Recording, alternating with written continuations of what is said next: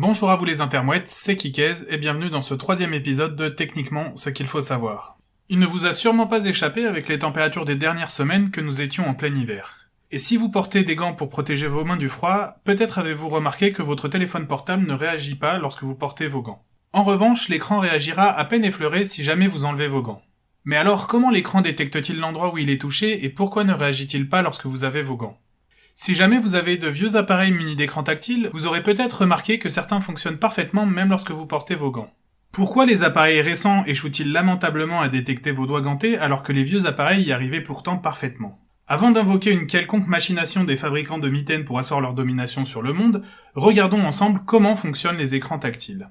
Le marché actuel des écrans tactiles est dominé par deux grandes technologies, les écrans résistifs et les écrans capacitifs. L'écran résistif, pour commencer, est une technologie plutôt vieille puisqu'elle équipait déjà le PDA de Casio sorti en 1986. Elle continuera ensuite tout au long des années 1990 et 2000 à équiper tout un tas d'appareils tactiles.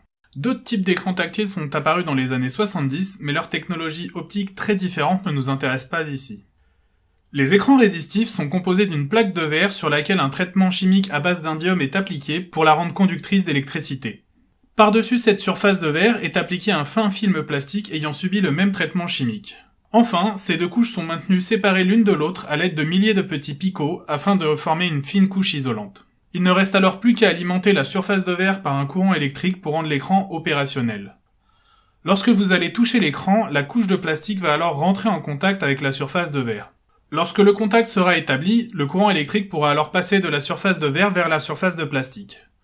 Puis, en mesurant la variation de courant entre les deux faces, l'appareil peut calculer la position du point de contact.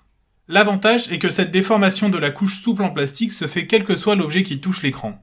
Ce dernier réagira donc toujours de la même façon, que ce soit votre doigt sans ou avec un gant qui le touche, une gomme, voire même un haricot vert. Cette souplesse fait que les écrans résistifs sont souvent livrés avec un stylet afin de rendre leur utilisation beaucoup plus précise. Pourtant, les écrans tactiles de nos smartphones n'utilisent pas cette technologie mais celle des écrans capacitifs. Ces écrans capacitifs fonctionnent globalement sur le même principe que les écrans résistifs, à savoir la détection d'une variation de courant électrique à leur surface. La grande différence vient du fait qu'ils sont uniquement constitués d'une couche de verre traitée chimiquement à base d'indium. Lorsque vous touchez un écran capacitif, le courant électrique va alors circuler à la surface de votre peau qui est légèrement conductrice d'électricité. Ensuite, comme pour l'écran résistif, l'appareil va mesurer la variation de courant pour calculer la position du point de contact. L'écran capacitif requiert donc d'être touché par un objet conducteur d'électricité afin que la détection soit possible. Si jamais vous portez des gants en laine, l'écran sera alors incapable de détecter que vous l'avez touché. Pour pallier à ce problème, une gamme de gants spécialement conçus pour les écrans tactiles existe. Plus dérangeant par contre, si vous utilisez votre téléphone sous la pluie, l'appareil sera alors incapable de faire la distinction entre les gouttes d'eau et votre doigt.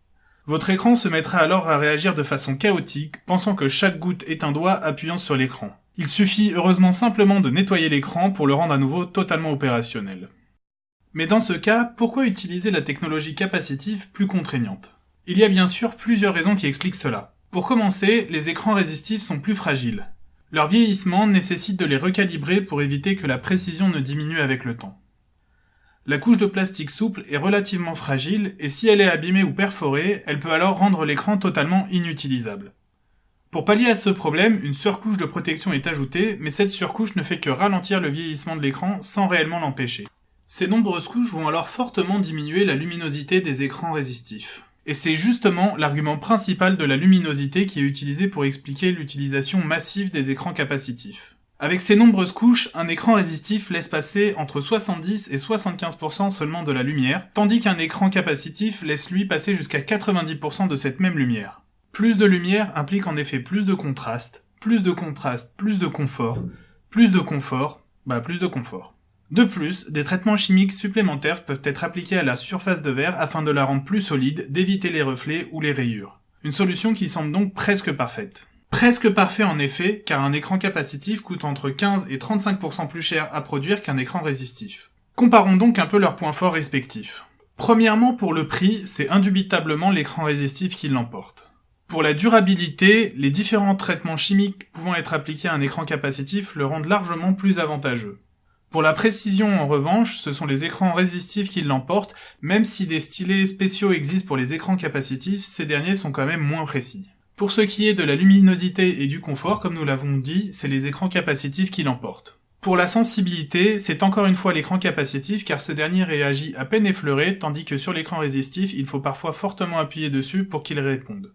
À propos de la calibration, nous l'avons dit, les écrans résistifs nécessitent d'être calibrés régulièrement, ce qui n'est absolument pas le cas des écrans capacitifs qui remportent cette manche. Enfin, en ce qui concerne le fait de pouvoir continuer à fonctionner normalement malgré les perturbations extérieures, c'est l'écran résistif qui l'emporte puisqu'il réagira au contact de n'importe quel objet, ce qui n'est pas le cas de l'écran capacitif.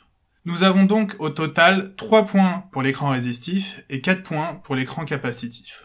L'écran capacitif possède donc un très léger avantage sur son concurrent résistif. Mais alors, pourquoi n'équipe-t-il pas tous les appareils que nous connaissons aujourd'hui ? Les deux raisons principales sont bien sûr le surcoût des écrans capacitifs, mais aussi le fait que ces derniers nécessitant un objet conducteur, ils deviennent rapidement inutilisables dans certaines conditions. Un écran sale ne pourra donc pas être utilisé correctement, et dans un environnement peu favorable, il faudra alors régulièrement le nettoyer pour qu'il continue à répondre normalement. Cette propriété des écrans résistifs de répondre de manière indifférenciée aux objets qui les touchent fait qu'ils sont plébiscités pour les appareils professionnels ainsi que sur les machines industrielles. Un écran résistif pourra sans souci répondre même si la personne porte des gants de protection et restera toujours opérationnel même recouvert de poussière ou de taches diverses. Pour des raisons similaires, d'autres objets grand public devant fonctionner dans des conditions très diverses sont munis également d'écrans résistifs. L'autre grand intérêt des écrans résistifs est l'utilisation, comme nous l'avons dit, des stylets, et ces derniers sont donc tout indiqués dès qu'il s'agit de signer un document numérique. Techniquement, ce qu'il faut savoir, c'est donc que le choix entre écran capacitif ou résistif se fera en fonction des contraintes liées à l'environnement dans lequel la machine doit être utilisée. Il existe bien sûr d'autres technologies grand public dont nous n'avons pas parlé, comme l'induction magnétique utilisée pour les tablettes, les systèmes optiques des tableaux numériques, et encore bien d'autres. On peut également se demander comment les technologies vont évoluer et quel sera l'écran tactile de demain. Les écrans tactiles nécessitent en effet un traitement chimique à base d'indium pour les rendre conducteurs. Or, ce métal est un sous-produit obtenu lors du raffinage du zinc ou du plomb. Autrefois délaissé car peu valorisable, sa demande a explosé car il intervient dans la fabrication de nombreux écrans modernes. Sa production a été multipliée par près de 15 depuis le début des années 80 pour atteindre les 650 tonnes par an. Mais cette production se répartit principalement entre 4 gros pays producteurs, avec la Chine qui à elle seule représente la moitié de la production mondiale. Mais l'utilisation d'indium n'est pas sans poser problème. Le premier problème tout d'abord est environnemental, puisque les nombreuses mines qui ont vu le jour pour répondre à la demande impactent de façon non négligeable la nature environnante.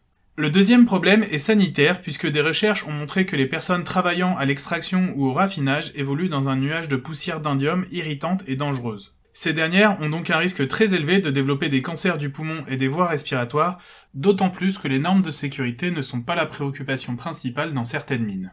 Enfin, le dernier problème est lié à la pérennité de la technologie elle-même.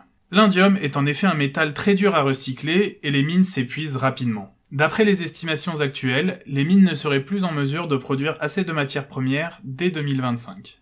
D'autres technologies, comme l'utilisation de graphène ou de nanotubes de carbone, sont étudiées pour mettre au point des écrans tactiles pouvant se passer d'indium. Voilà, nous sommes arrivés à la fin de cet épisode. Je vous remercie de l'avoir regardé et j'espère que vous l'avez apprécié. N'hésitez pas également à me laisser des commentaires, me dire ce que vous avez aimé ou même proposer des sujets à traiter pour de futures vidéos. Et je vous dis à très bientôt pour un nouvel épisode de Techniquement ce qu'il faut savoir.